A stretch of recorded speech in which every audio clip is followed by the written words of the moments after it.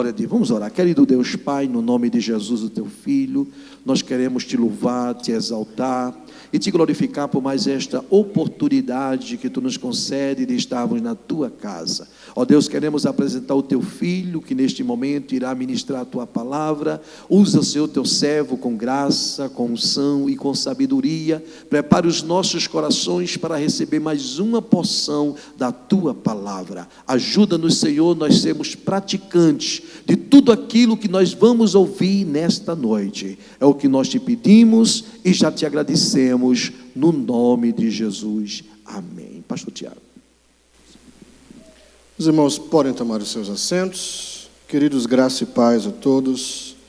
Que bom estarmos aqui na casa do Senhor, para mais uma vez aprendermos a sua bendita palavra. Graças a Deus por mais uma semana que está se findando.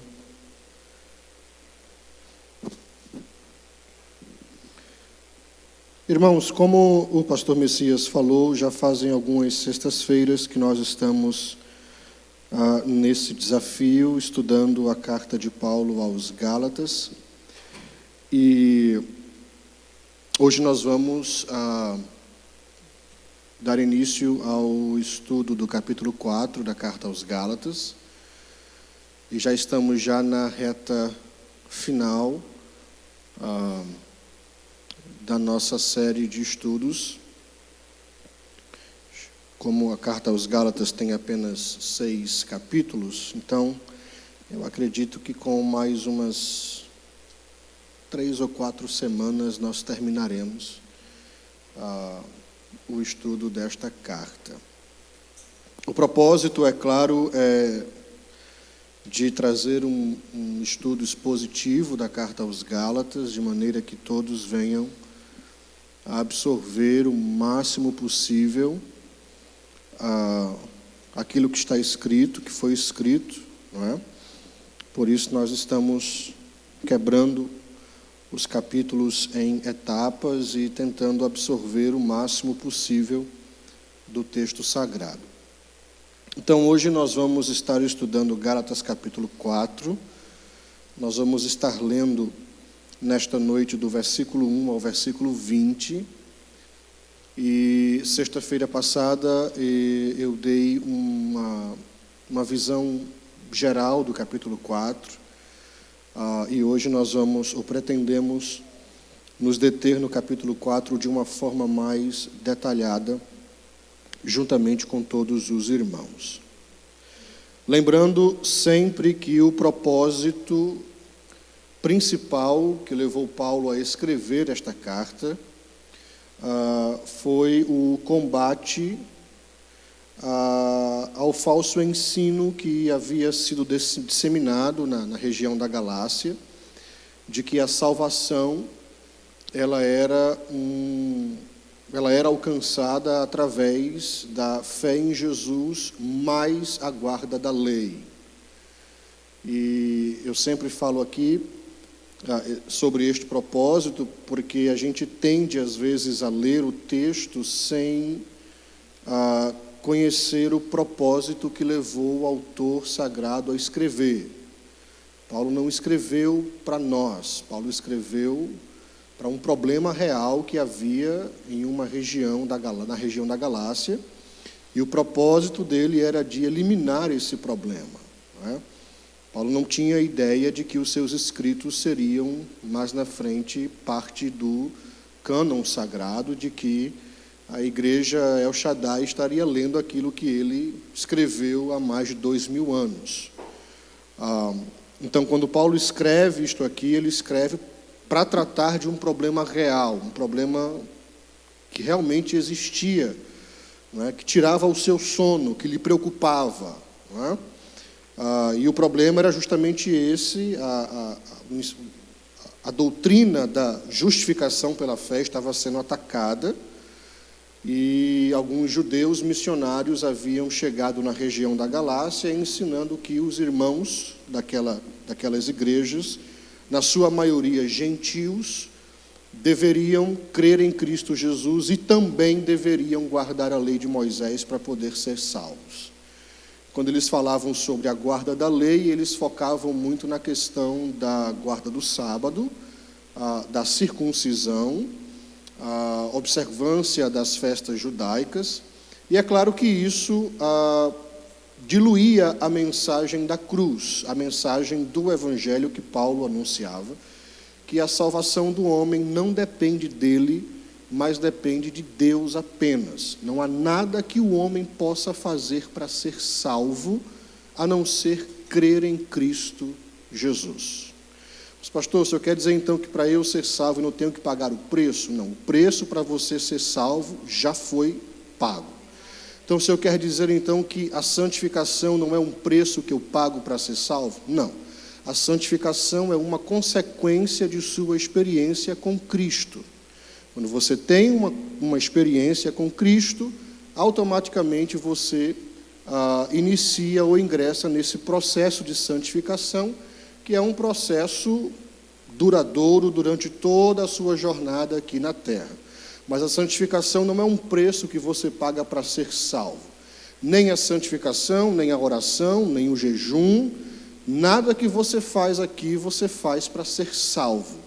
Você faz porque você já é salvo. Então, é uma consequência de um encontro que você teve com Deus, com Cristo. Aquele que realmente conheceu a Cristo, quem realmente conheceu a Cristo, experimentou da água que é Jesus, como diz o próprio texto, né? Aquele que vem a mim, de maneira nenhuma o lançarei fora, e quem beber da água que eu lhe der, jamais voltará a ter sede. Então, quem realmente teve um encontro com Cristo Jesus, ele ingressa nessa jornada de santificação, mas não faz para alcançar o favor de Deus. Isso aqui não é... O nosso relacionamento com Deus não é baseado em troca. Você faz uma coisa para receber outra coisa, não é?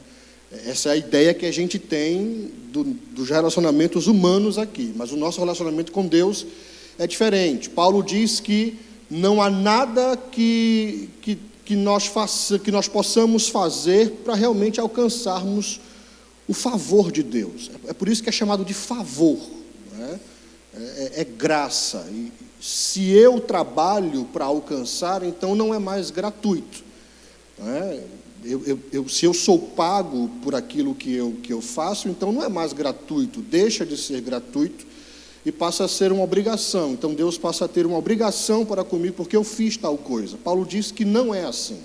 Paulo diz que a salvação é um presente de Deus dado aos homens, e esta fé salvífica, quem dá é Deus. Esta fé que nos leva a crer em Cristo Jesus, quem dá é o próprio Deus. Por isso que Paulo diz que é dom de Deus, não é? Porque Deus dá a uns e não dá a outros, eu já expliquei aqui, é um mistério que paira na esfera da soberania de Deus. E um dia, quando a gente chegar no céu, a gente pode sentar lá e questionar Deus assim: Senhor, por quê?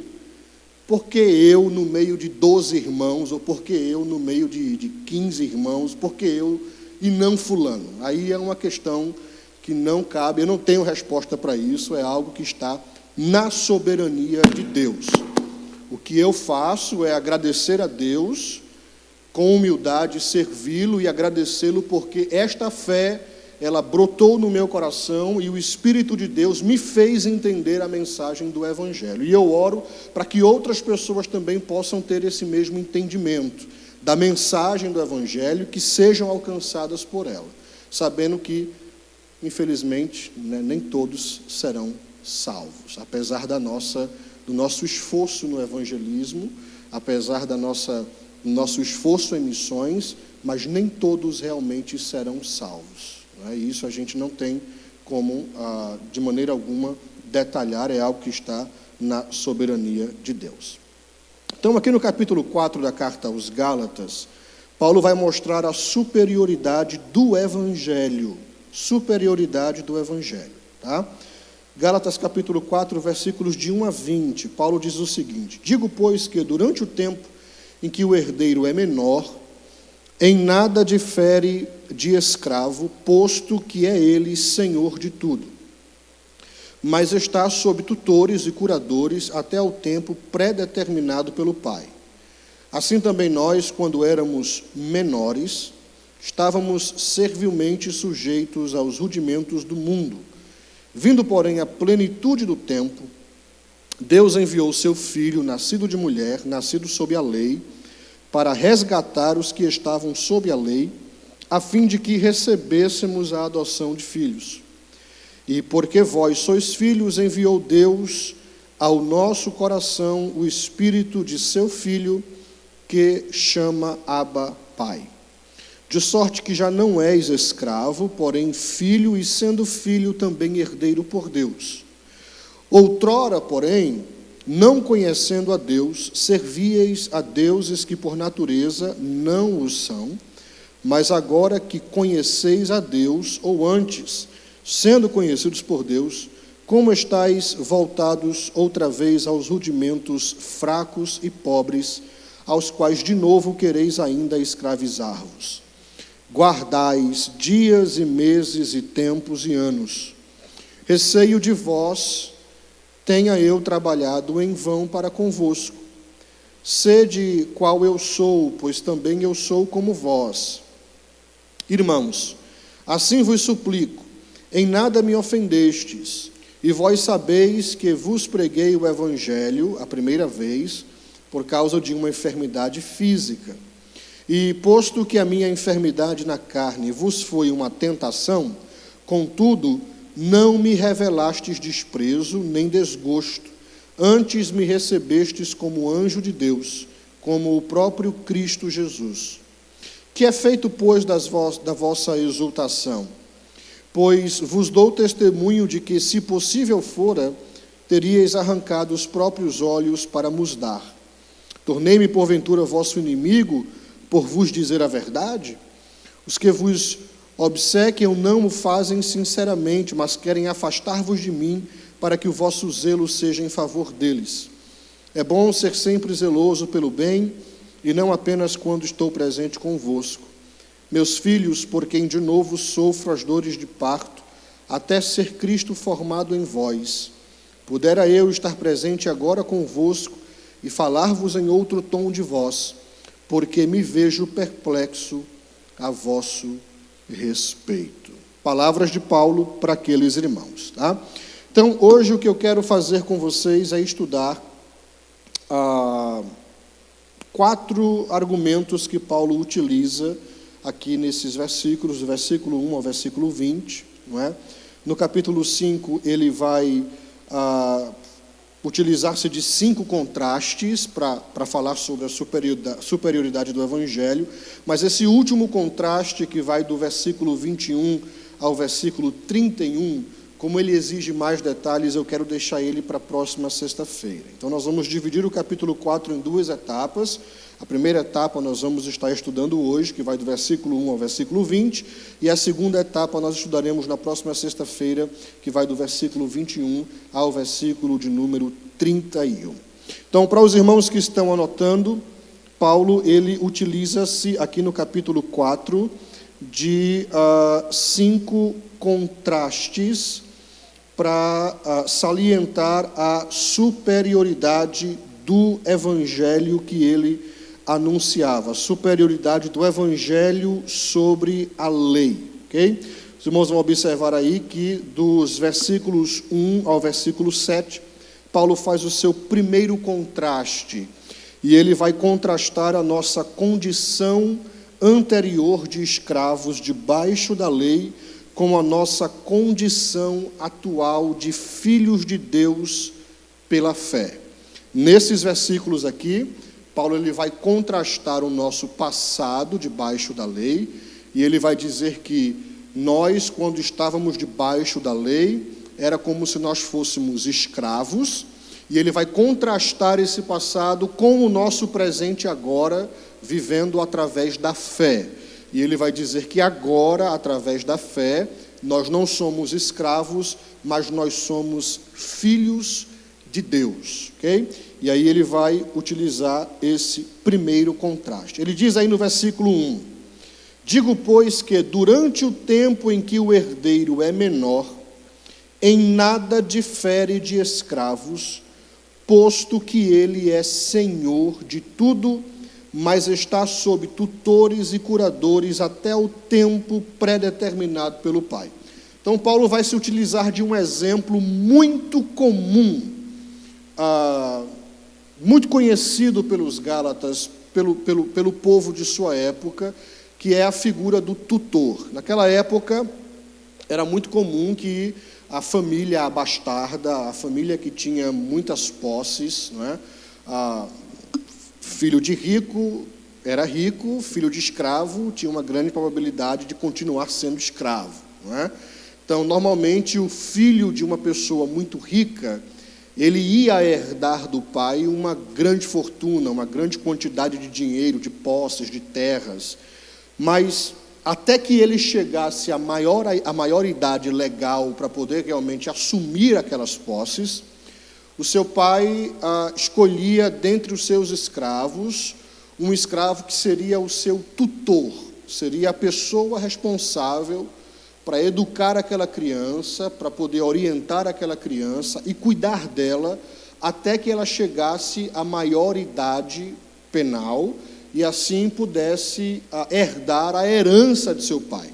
Então, Paulo vai dizer que aquela criança pequena, mesmo sendo filha do Senhor, do dono das posses, ela era como se fosse um escravo também, porque ela não podia herdar a herança que o seu pai tinha preparado para ela, porque ela ainda era uma criança de menor. E ela ainda estava debaixo da tutoria de um senhor, estava debaixo da tutoria de um responsável, de um administrador. Então, de nada ela diferia de um escravo. Era a mesma coisa. Ela nascia em uma casa muito rica, sabia que seu pai era dono de tudo, mas ela não podia desfrutar daquilo que seu pai tinha para ela, porque ela ainda estava debaixo da tutoria de tutores e de curadores. E Paulo vai dizer aqui no versículo 2, que essa situação dessa criança, ela era até ao tempo pré-determinado pelo pai.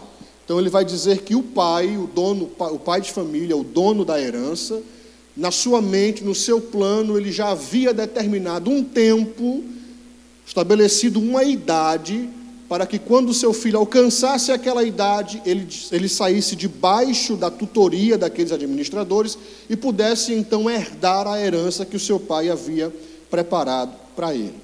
Aí no versículo 3, Paulo vai dizer, assim também nós. Então ele dá o exemplo, eles entendem o exemplo, aí Paulo vai dizer, assim também nós, quando éramos menores. Quando é que nós éramos menores? Quando estávamos debaixo da lei. Esse é o contraste que Paulo vai usar. Então, assim também nós, quando éramos menores, estávamos servilmente sujeitos aos rudimentos do mundo. Então, Paulo vai dizer que quando nós éramos menores, quando estávamos debaixo da lei, nós estávamos debaixo de uma servidão, debaixo de uma tutoria. Aí no versículo 4, Paulo diz, vindo, porém, a plenitude do tempo. Que plenitude do tempo é essa? É o momento da encarnação do Verbo, não é? Quando o Verbo se faz carne e habita entre nós, quando Cristo vem e habita entre nós. Paulo vai dizer, vindo, porém, a plenitude do tempo, Deus enviou o seu Filho, nascido de mulher, nascido sob a lei. Paulo vai deixar bem claro que Cristo, quando veio à terra, ele veio também debaixo da lei. Cristo nasceu debaixo da lei.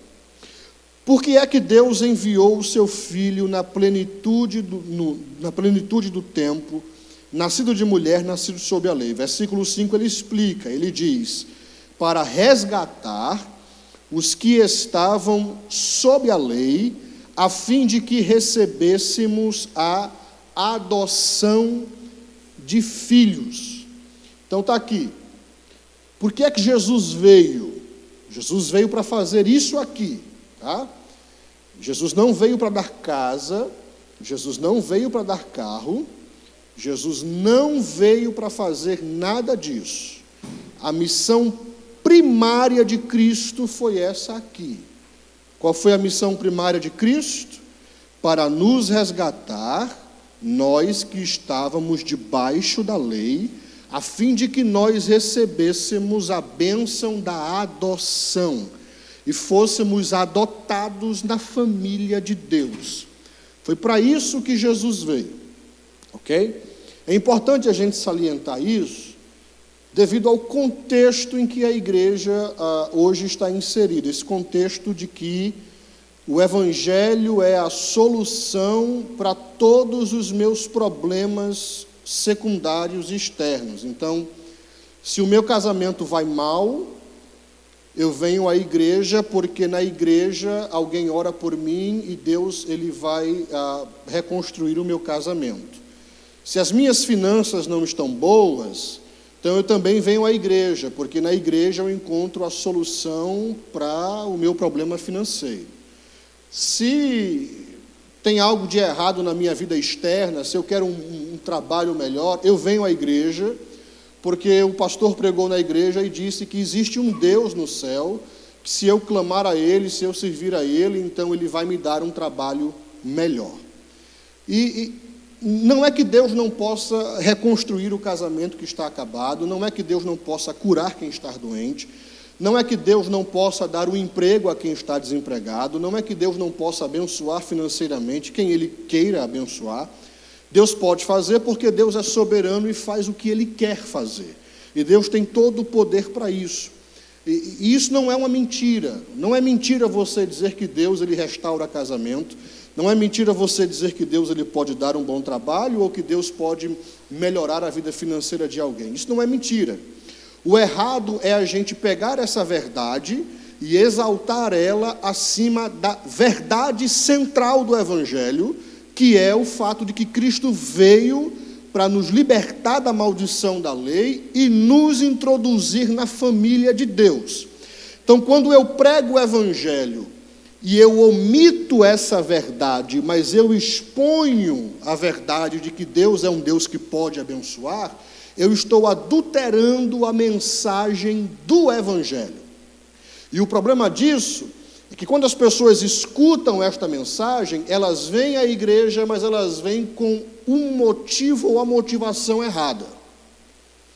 E quando elas vêm à igreja e Deus não cura, e quando elas vêm à igreja e Deus não abre a porta de trabalho, mas pelo contrário, elas perdem o trabalho que têm, e quando elas vêm à igreja e ao invés de serem curadas, alguém morre por conta da enfermidade, ela não se decepciona com a pessoa que pregou o Evangelho para ela. Ela se decepciona com Deus. Então esse é o problema. Ok? Esse é o problema. Quando a pessoa vem à igreja e ela faz a campanha do pare de sofrer, e não para de sofrer, mas o sofrimento aumenta, porque na maioria das vezes é assim que acontece, o sofrimento ele aumenta. Você faz a campanha pare de sofrer, não é? E o sofrimento ele triplica. Então, na maioria das vezes, essa pessoa ela não vai tomar satisfação com o pastor que pregou a mensagem, dizendo assim, o senhor não falou que Deus ele ia fazer eu parar de sofrer? Ela não faz isso. O que é que ela faz? Ela se fecha com Deus, ela sai da igreja, ela culpa Deus e ela nunca mais quer saber de ouvir da mensagem do Evangelho.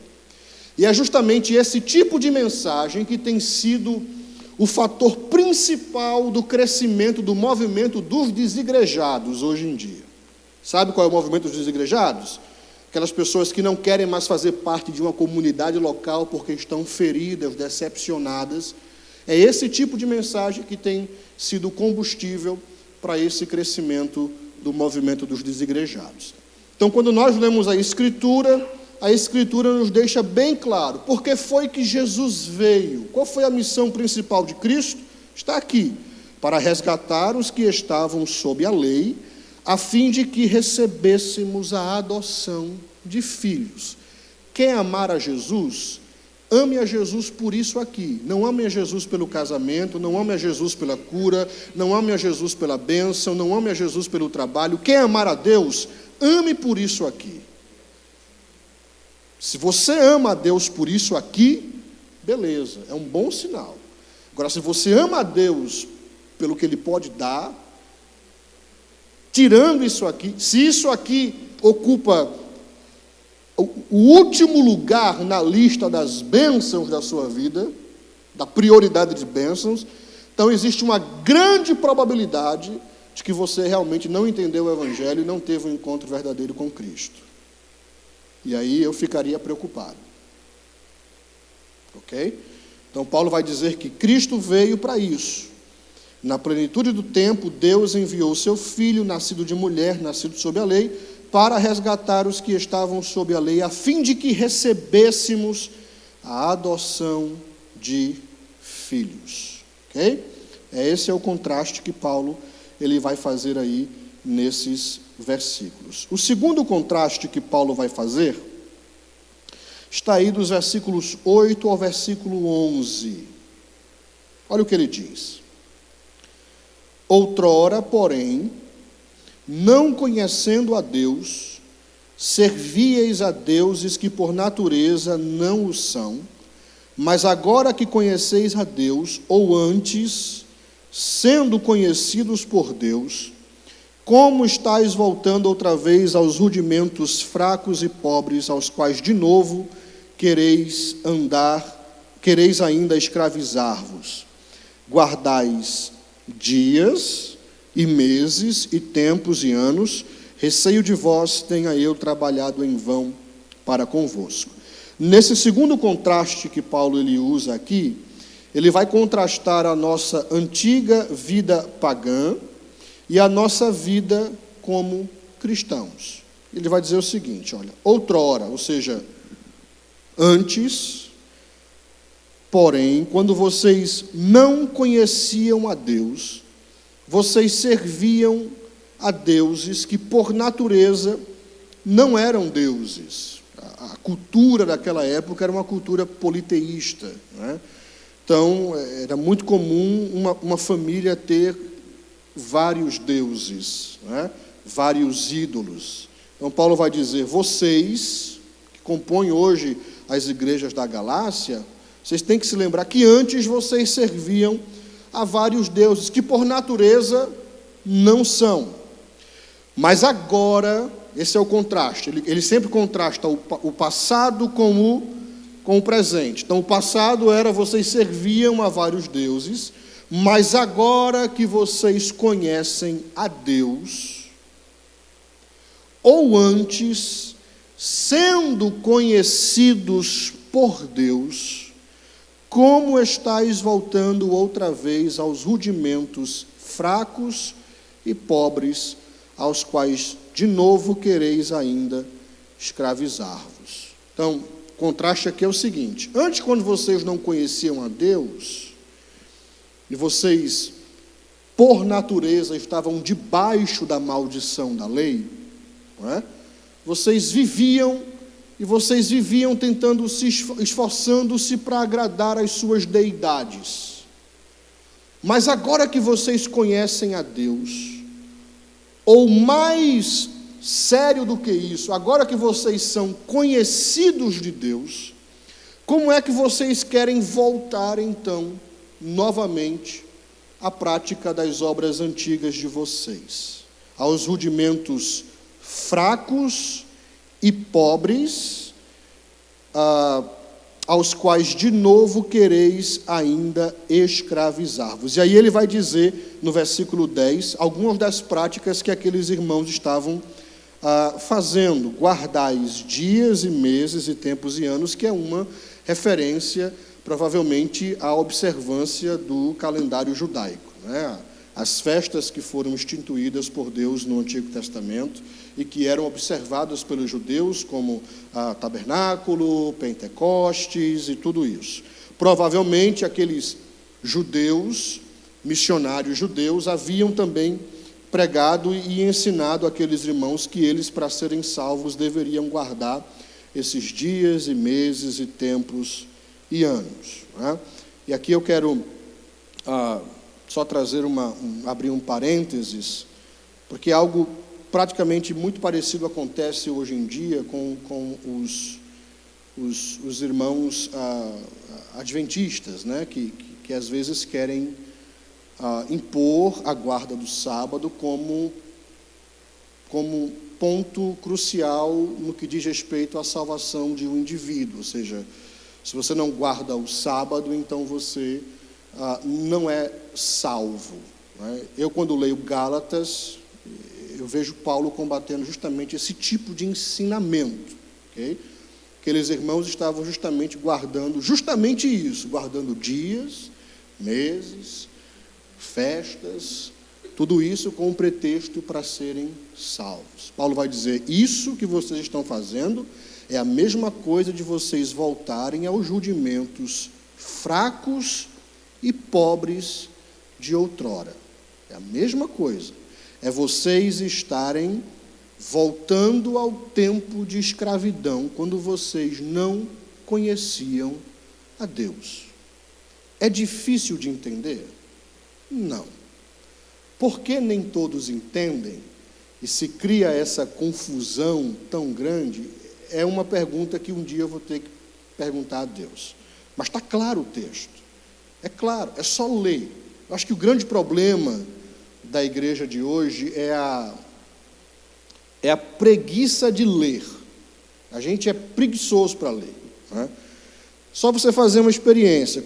Quantos de nós estamos dispostos a gastar 2 horas e meia vendo um bom filme, mas lutamos para passar 2 horas ou 2 horas e meia lendo um bom livro? A cultura do brasileiro é preguiçosa para ler. É só a gente ver a quantidade de subscriptions que a gente tem para entertainment, como Hulu, Vudu, Netflix, Pureflix, qual mais? Amazon, tudo isso, mas tudo isso envolve vídeo, visual. É fácil para a gente sentar no cinema e a gente ficar 2 horas vendo um filme, mas difícil para a gente pegar um livro, e principalmente se o livro for a Bíblia, para a gente aplicar esse tempo de leitura à palavra de Deus ou a um bom livro. O que é que a gente prefere? A gente prefere vir à igreja e que o pastor estude por nós e explique por nós. É muito mais fácil. Eu vou à igreja no domingo, durante toda a semana eu assisto todos os seriados possíveis, mas no domingo eu quero que o pastor ele vá e ele estude o texto durante a semana, e no domingo ele explique o texto e fica bem facinho. E ainda quando ele vai pregar, eu não anoto, porque eu sei que vai ficar disponível no Facebook, então depois é só eu ir lá e só ouvir realmente a mensagem do Facebook novamente, porque vai estar lá disponível. A gente é preguiçoso para ler, a gente é preguiçoso para realmente estudar. Okay? Então, eu acho que isso é um dos grandes problemas e uma das grandes consequências desse emaranhado de doutrinas e de crentes perdidos, literalmente, como Paulo diz, levados por todo o vento de doutrina que nós temos hoje em dia aí, né? Chega um pastor pregando, ensinando a transferência de unção, a igreja abraça a transferência de unção porque não lê a Escritura. Só tem essa dedução. Chega o outro pregando a unção do cuspe, a igreja abraça a unção do cuspe porque não lê a Escritura. Porque não tem outra explicação para isso. É a falta de leitura e de estudo e de aprendizado e de aplicação à leitura do texto. É a única explicação que eu tenho para isso. Sem contar também da influência de Satanás por trás disso, né? Então esse é o segundo contraste que Paulo ele vai usar aqui, okay? Ele vai contrastar esses 2 períodos entre a antiga vida pagã e a nossa vida como cristãos. Dos versículos 12 ao versículo 17, Paulo vai contrastar o início do relacionamento dos Gálatas com ele, Paulo, e o estado de desgaste em que esse relacionamento se encontrava naquela ocasião. E aí ele vai dizer o seguinte, versículo 12: sede qual eu sou, pois também eu sou como vós. Irmãos, assim vos suplico, em nada me ofendestes, e vós bem sabeis que vos preguei o evangelho a primeira vez por causa de uma enfermidade física. E posto que a minha enfermidade na carne vos foi uma tentação, Contudo, não me revelastes desprezo nem desgosto.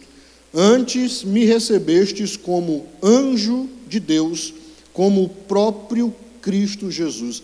Tal era o carinho que aqueles irmãos receberam Paulo, que Paulo vai dizer que era como se eles estivessem acolhido o próprio Cristo. Quando Paulo foi pregar o Evangelho pela primeira vez, eles não conheciam Paulo. Paulo foi pela primeira vez à cidade, por conta de uma enfermidade, provavelmente por conta da enfermidade que ele provavelmente tinha nos seus olhos. Aqueles irmãos receberam Paulo com tanto carinho, com tanto amor, que não eram nem irmãos ainda, não é? Nem irmãos ainda, mas receberam como se Paulo fosse um anjo de Deus, como se o próprio Jesus estivesse ali. E aí Paulo vai relatar esse carinho, esse aconchego que ele recebeu daqueles irmãos. Versículo 15: que é feito, pois, da vossa exultação? Pois vos dou testemunho de que, se possível fora, teríeis arrancado os próprios olhos para nos dar. Por isso que alguns dizem que talvez Paulo ele sofresse de uma enfermidade visual, não é? Nos seus olhos. E a generosidade daqueles irmãos era tão grande que eles estavam dispostos a arrancar os seus próprios olhos e dar os olhos a Paulo. Talvez porque eles viam a agonia de Paulo em sua enfermidade, na enfermidade dos seus olhos. Paulo, mais na frente, ele vai dizer, com grandes letras vos escrevo, não é? Como se Paulo tivesse dificuldade realmente de enxergar e estivesse escrito realmente a carta com grandes letras, letras garrafais. Aí Paulo deixa claro aqui que o relacionamento dele com aqueles irmãos era tão grande, era tão estreito, que eles estavam dispostos a arrancar os seus próprios olhos para dar ao apóstolo Paulo. Já pensou isso? Você tem um pastor, tem um problema nos olhos, e você diz assim: pastor, eu estou disposto a arrancar os meus olhos para dar para o Senhor. Eu estou disposto a arrancar os meus olhos para dar para o Senhor. Vamos esquecer então o pastor. Já pensou se a gente realmente, se nós nos amássemos tanto, ao ponto de dizermos assim para o nosso irmão: estou disposto a arrancar, eu tenho 2 olhos, eu tenho 2, você não tem nenhum. Se eu pudesse, eu arrancaria um dos meus olhos e dava para você enxergar com um, e eu ficaria com um também. Esse sentimento na comunidade, esse sentimento é o sentimento que deve existir na igreja. É o que Paulo ensina quando ele diz: vocês têm que chorar com os que choram e sorrir com aqueles que se alegram. É esse sentimento que Cristo ele deseja que nós tenhamos entre nós, na comunidade local, o sentimento de amor e de cuidado de uns para com os outros. Isso é igreja, isso é ser igreja. Se eu desse um papel para vocês aqui e dissesse assim: cada um de vocês desenhe uma igreja, eu tenho certeza que a maioria de vocês ia desenhar uma casa com uma cruz em cima, porque essa é a ideia de igreja que a gente tem. Mas isso não é igreja. Igreja é isso aqui. Igreja é quando eu tiro do meu para dar a quem não tem. Igreja é quando aquele que tem mais reparte o que tem com aqueles que não têm. Isso é igreja. Isso é igreja. E é esse o propósito pelo qual Deus permite que na igreja local existam irmãos ricos. Os irmãos ricos, eles não existem para comprar mais coisas para si. Eles existem para repartir do que tem com a comunidade que não tem. Essa é a ideia de Deus quando Ele dá, quando Ele superabunda as posses de alguém. É para que aquela pessoa possa ser instrumento para abençoar os outros. E não para comprar aquele carro que ele não precisa. Ou aquela casa de 20 quartos que ele também não precisa. Ou aquela bolsa de $3.000 que ele também não precisa. E às vezes a gente vem para a igreja e a gente dá o dízimo e oferta, não é? Porque a gente aprendeu a lei da semeadura, que se eu der, Deus dá de volta, não é assim? Aí a gente dá, para que Deus dê, para a gente poder gastar com a gente mesmo. Essa é a nossa mentalidade. Quando a gente dá uma oferta, ou a gente entrega o dízimo, ou a gente faz campanha, é porque Deus vai nos abençoar, Deus vai me dar de volta. E quando Deus me der de volta, quando Deus me der de volta, aí você vai ver o que é que eu vou comprar. E enquanto isso, existe do nosso lado um irmão que às vezes passa necessidade, que não tem o que comer, que está em casa com seus filhos, que não tem o que comer, que não tem às vezes como pagar o aluguel ou pagar o seu mortgage, que vai perder o seu carro, porque não é o irmão que é preguiçoso e que está nessa situação porque não quer trabalhar, porque tem também desse tipo na igreja, né? O cara que não quer trabalhar e quer viver às custas da igreja. Aí por isso que Paulo diz, aquele que não trabalha também que não coma. Tem que saber separar. Mas é aquele irmão que realmente foi afetado por uma ocasião da vida, porque a vida, ela acontece para todo mundo.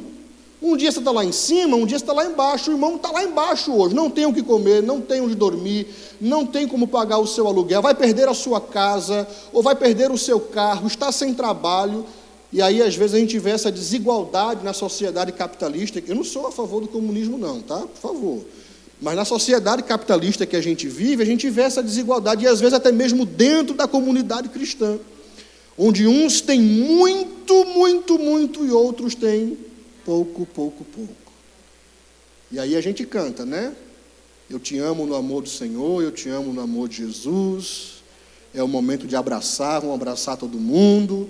A gente se saúda na igreja e às vezes a gente não escuta a barriga do irmão que está roncando de fome. Não é? Esses irmãos aqui estavam dispostos a dar os seus olhos para o apóstolo Paulo. O que será que nós estamos dispostos a dar para os nossos irmãos? Não é? A comunidade cristã, a princípio, eles viviam de que forma? Eles vendiam as suas propriedades, não era isso? Depositavam nos pés dos apóstolos, e os apóstolos repartiam de acordo com a necessidade de cada um. Não é isso? Enquanto que lá na lei estava estipulado que eles deviam dar 10%, que era o dízimo, no Novo Testamento está estipulado que o crente tem que dar tudo. Porque esse é o modelo do Novo Testamento. O Novo Testamento não fala em 10%, o Novo Testamento fala em dar tudo. Já pensou se a gente realmente fosse viver como os apóstolos viviam, como a igreja primitiva vivia? A pessoa se convertia, vendia o que tinha, para que todo mundo tivesse condições de poder comer e de poder viver. É claro que a gente não faz isso, mas esse trabalho de cuidar do irmão não é um trabalho apenas da assistência social da igreja. E não é um trabalho apenas do pastor da igreja, porque às vezes só o pastor que conhece a necessidade do irmão. É um trabalho nosso, de todos nós, de procurarmos saber a necessidade uns dos outros e ajudarmos, na medida do possível, uns aos outros. Porque isso é ser igreja. Igreja não é o templo, igreja não é isso aqui. Igreja é o que a gente faz no dia a dia. Quando a gente vai nas comunidades, como por exemplo aqui em Dallas tem um local onde se reúnem muitos homeless. E existem várias igrejas que fazem trabalhos nessa época do frio, por exemplo, fazem caldeirão de sopa para dar para eles. E vão lá e dão, e evangelizam, e cuidam. Muitos desses homeless, às vezes, são cristãos, são irmãos nossos. Não é porque você é cristão que você não pode perder a sua casa e não ter onde morar. A miséria também vem na porta do crente. Você acha que crente não perde trabalho? Crente perde trabalho. Crente perde carro, perde casa, fica doente. Está entendendo? Não é porque você é crente que você está blindado dessas coisas. Porque às vezes a gente pensa que porque eu sou crente, eu estou blindado dessas coisas. Porque 1000 cairão ao meu lado, 10.000 à minha direita, eu não serei atingido, e praga alguma chegará à minha tenda. Das duas, uma. Ou a Bíblia é mentirosa, ou a gente está interpretando o texto errado. Porque eu posso lhe dar uma relação de crente que morreu com câncer, morreu de acidente de carro. Isso para mim é praga. Para mim isso não é bênção. Morreu com câncer, morreu de acidente de carro, perdeu o emprego, está em situação financeira difícil, e é crente, serve a Deus e é fiel. Nós temos um exemplo vivo na Bíblia que é Jó, que era crente, servia a Deus e, entretanto, passou por tudo aquilo que passou por uma aprovação de Deus. Então, o dia mau vem para quem é crente e vem para quem não é. E a função da igreja é cuidar justamente dos membros quando o dia mau vier sobre eles. Cuidar uns dos outros, amar uns aos outros, guardar uns aos outros.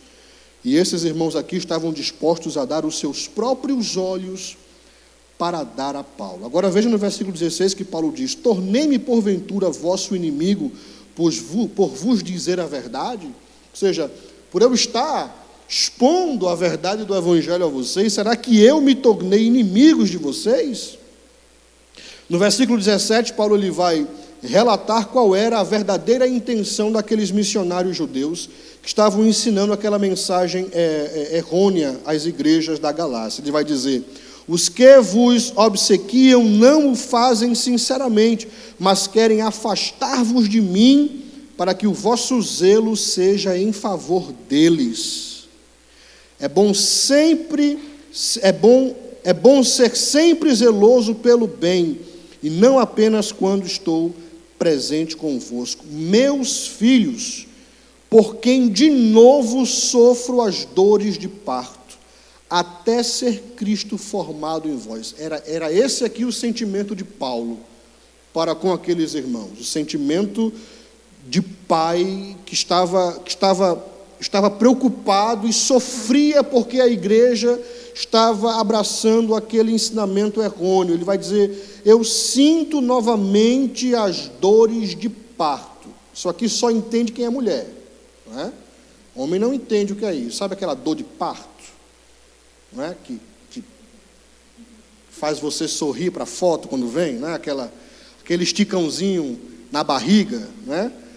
Aquela dor de parto. Paulo vai dizer: eu estou sentindo dor de parto por vocês, até que Cristo seja formado em vocês. Pudera eu estar presente agora convosco e falar-vos em outro tom de voz. Então Paulo não estava mansinho com a igreja, Paulo estava argumentando de uma forma áspera, altiva, enérgica, e ele vai dizer: eu queria muito mudar o tom de voz com vocês, eu queria muito estar falando com vocês de uma maneira diferente, queria muito ter escrito esta carta com outro tom, mas eu não posso fazer isso, porque eu estou perplexo ao vosso respeito. Então, Paulo estava realmente irritado, perplexo, abismado. Como é que vocês deixam a doutrina da justificação pela fé para vocês viverem debaixo da lei, tentando alcançar a salvação pelas obras, negando assim o sacrifício de Cristo? Eu estou perplexo e estou falando com vocês dessa maneira porque eu não posso falar de outra maneira, eu não posso mudar de tom. Eu queria muito poder mudar de tom, mas eu não posso mudar de tom. E aqui nós temos a maneira como Paulo ele zelava pela doutrina do Evangelho, a maneira como Paulo zelava pela sã doutrina, pelo ensino verdadeiro, o cuidado que Paulo tinha com a igreja de Cristo. Aquela doutrina estava ameaçando a igreja de Cristo, e isso deixava Paulo perplexo, tirava o sono de Paulo. É a característica de um verdadeiro pastor, de um verdadeiro apóstolo, de um verdadeiro homem de Deus, que está na frente do rebanho, que perde o sono pelo andamento da igreja, que perde o sono pelo bem-estar da igreja. Paulo era assim, era esse tipo de apóstolo. Era aquele apóstolo que sofria. Ele vai dizer na segunda carta aos Coríntios que, além dos sofrimentos externos, como fome, como naufrágio, como açoites, ainda lhe pesava o peso de todas as igrejas. Era assim que Paulo vivia a sua vida. Um homem que foi realmente chamado por Deus para viver por Cristo, para trazer no seu corpo realmente as marcas de Cristo. E aí ele vai dizer: olha, eu estou perplexo ao vosso respeito. Estou perplexo ao vosso respeito. Queria poder falar a vocês com um outro tom de voz. Vocês vejam aqui em Gálatas, Paulo, ele, quando escreve a sua carta, ele pula aquela oração de ações de graça que normalmente ele faz. Vocês veem que quando ele escreve Efésios, por exemplo, ele escreve, diz quem ele é, diz com quem ele está, e aí ele faz aquela abertura, aquela oração a Deus, agradecendo a Deus pela vida da igreja. Não é isso que Paulo faz? Bendito Deus e Pai de nosso Senhor Jesus Cristo, e ele vai lá e agradece pela vida dos irmãos. Gálatas não tem isso. Gálatas, quando Paulo escreve, ele vai direto ao assunto. Ele vai, já no versículo 6, admira-me que estejais passando tão depressa daquele que vos chamou na graça de Cristo para outro evangelho. Então Paulo pula essa parte de ações de graça. É uma carta realmente enérgica e severa, porque é assim que você combate a heresia, a falsa doutrina. Você não combate a falsa doutrina com a vozinha melosa, você tem que ser enérgico, você tem que realmente cortar o mal pela raiz. Existem momentos em que o pastor, ele se apresenta à igreja com uma voz branda, mas existem momentos quando o pastor, ele observa que o bom desenvolvimento da igreja está sendo ameaçado por uma falsa doutrina, que ele tem que realmente usar uma voz enérgica para poder tratar do problema. Quando você vai, às vezes, disciplinar o seu filho, né? Você não disciplina o seu filho sorrindo. Alguém disciplina o seu filho sorrindo aqui? Minha mãe rangia os dentes. Minha mãe fazia assim: menino envenenado, vem cá. Mamãe mudava de tom de voz. Meu pai só me disciplinou uma vez, só apanhei de papai uma vez, e nunca esqueci. Até o dia de hoje ficou memorável na minha história, a vez que meu pai decidiu me disciplinar, porque na Santa Ceia o porteiro foi dizer que eu não estava dentro da igreja, e era verdade. E aí papai me pegou depois lá e me deu umas disciplinas. Mas mamãe me disciplinava todos os dias. E no dia que ela não me disciplinava, eu sentia falta. Era comum a disciplina lá em casa. E a disciplina era de toda sorte, era de havaiana, com a mão, com a cafeteira, cabo de vassoura, o que tivesse ao alcance da mão de mamãe era usado como disciplina, não é? Era algo constante. Mas mamãe nunca me disciplinou sorrindo, nunca. Nunca me disciplinou com a vozinha branda. Nunca disse assim: filhinho, vem cá, vou fazer aqui um chicken nuggets para você, e eu vou sentar para conversar com você. Essa psicologia mamãe não tinha. Vou usar o Google para lhe disciplinar. Não tinha. Ela disciplinava realmente na raça. E às vezes, para a gente realmente cuidar, tratar do problema, a gente tem que realmente fazer como Paulo e usar a voz enérgica. E não é porque a gente não tem amor, pelo contrário, é porque nós temos amor dobrado pela doutrina, pela sã doutrina. Irmãos, você encontrar hoje uma igreja que vela pela sã doutrina, que realmente prega as sagradas escrituras sem ornamentar o evangelho, sem adicionar enfeites ao evangelho, é algo que está se tornando cada vez mais difícil. Porque hoje em dia, o que nós temos de pregadores que enfeitam a mensagem do evangelho, que adicionam, como esses pregadores judaizantes, hoje em dia tem muitos pregadores que adicionam a mensagem do evangelho, para tornar a mensagem do evangelho mais atrativa, para chamar mais pessoas para a igreja.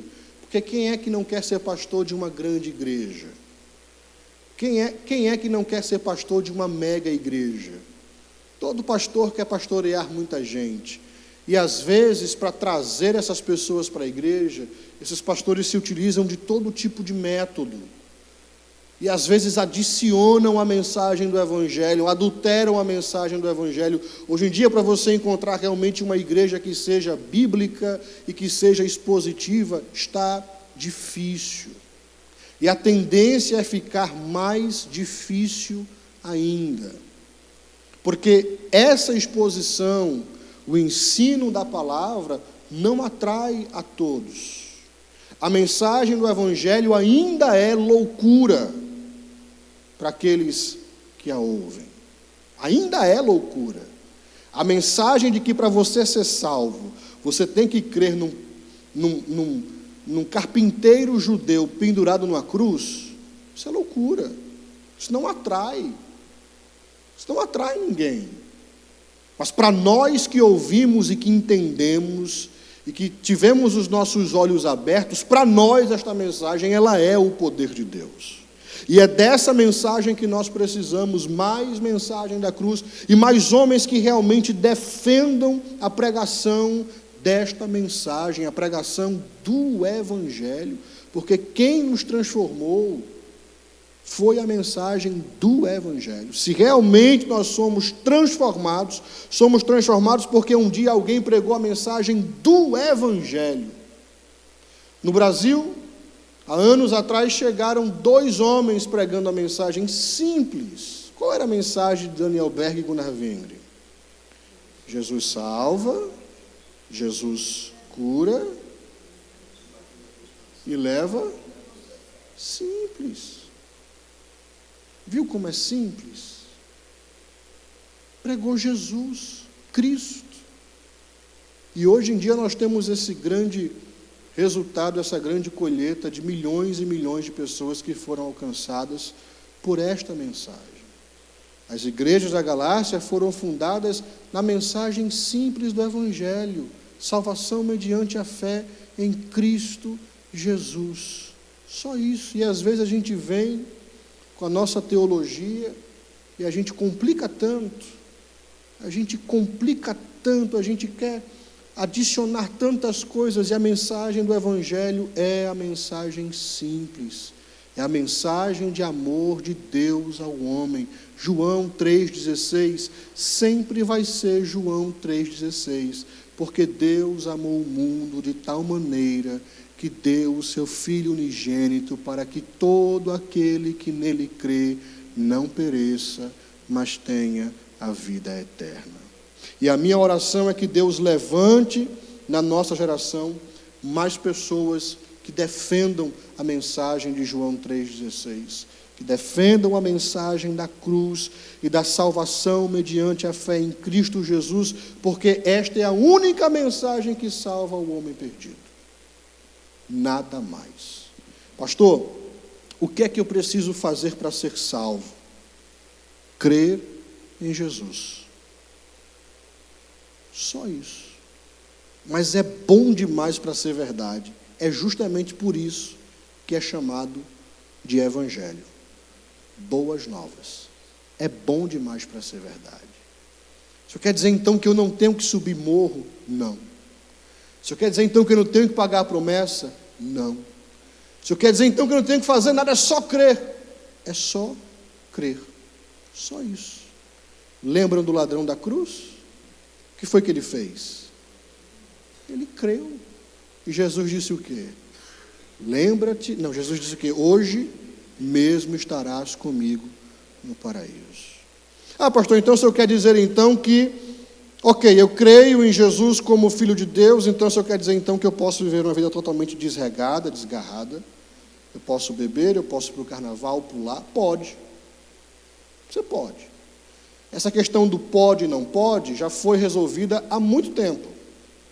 Paulo disse, todas as coisas me são. Então a questão do pode ou não pode já foi resolvida há muito tempo. Você é livre, você pode. A pergunta não é se você pode, a pergunta é se lhe convém. Porque aí Paulo vai dizer, todas as coisas me são lícitas, mas nem tudo me convém. Todas as coisas me são lícitas, mas eu não me deixo dominar por nenhuma. Então, se você realmente teve um encontro com Cristo,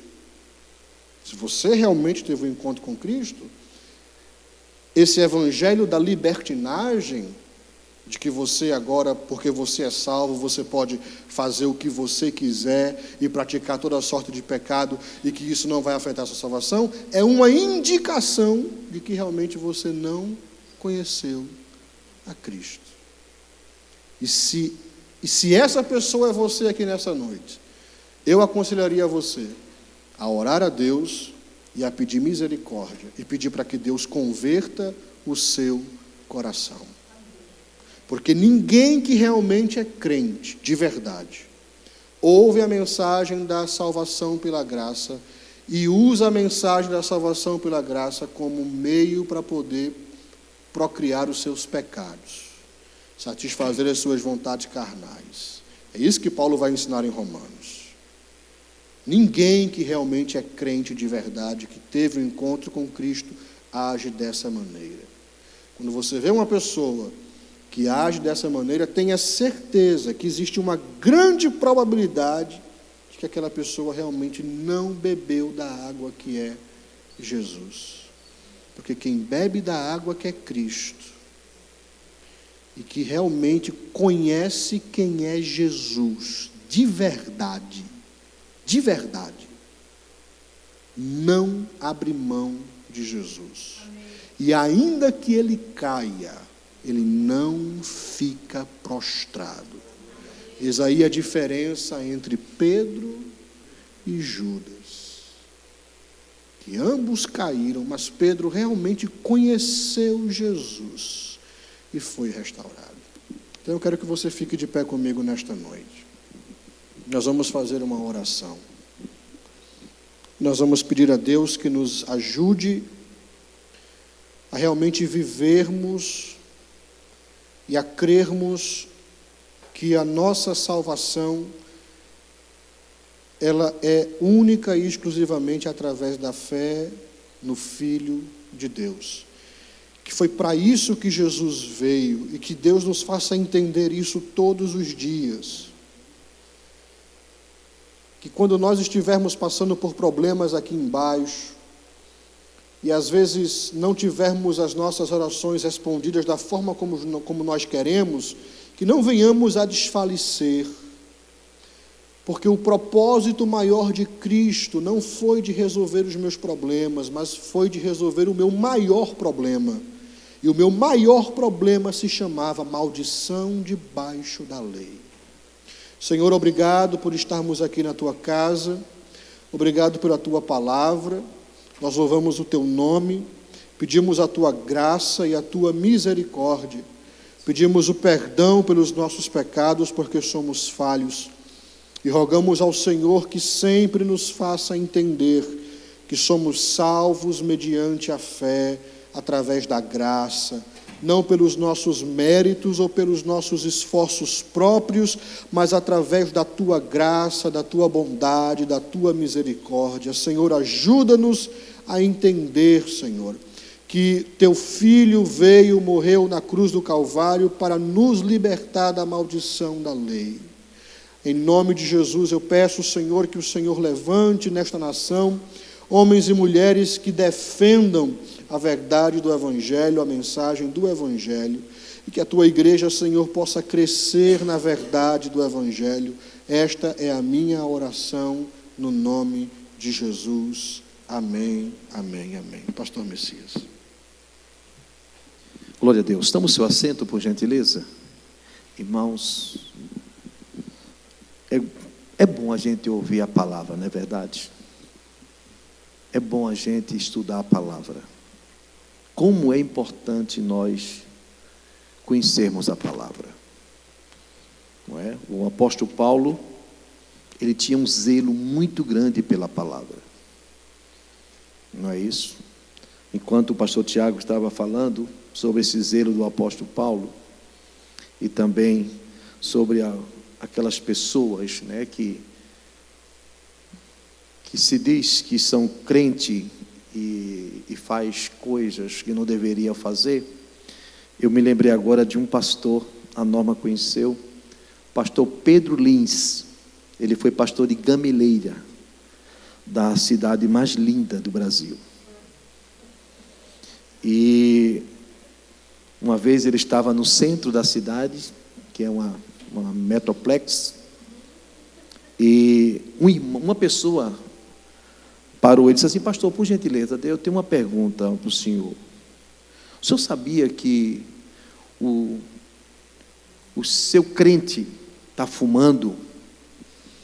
Aí o pastor Pedro Lins olhou para ele e disse assim: realmente, os meus crentes fumam, bebe, joga, se prostitui, agora o de Jesus não. Quem é de Jesus não faz nada disso. E é uma realidade, irmãos, porque quem é ovelha é ovelha. Quem é, irmãos, porco vai ser sempre porco. É duro, pastor? É. Porque a ovelha, irmãos, deixa eu lhe falar algo. A ovelha, que é ovelha, ela pode até cair na lama, mas ela vai espernear até sair da lama, porque ela não foi feita para lama. Agora o porco, você pode criar ele dando banho de o melhor sabonete, lavar o pelo dele com melhores shampoos, você pode colocar ouro em pó. A primeira oportunidade que ele vê uma lama, ele vai entrar dentro e não vai querer sair. Aí há uma diferença de ovelha e de porco. Então, amados, que nós somos ovelhas. Pastor, e eu não posso pecar não? Eu disse domingo aqui que a gente peca todos os dias, é verdade ou não é? Mas a gente não permanece no pecado. Não é isso? Então, que esta palavra que veio nesta noite, nós possamos colocar em prática. Amém?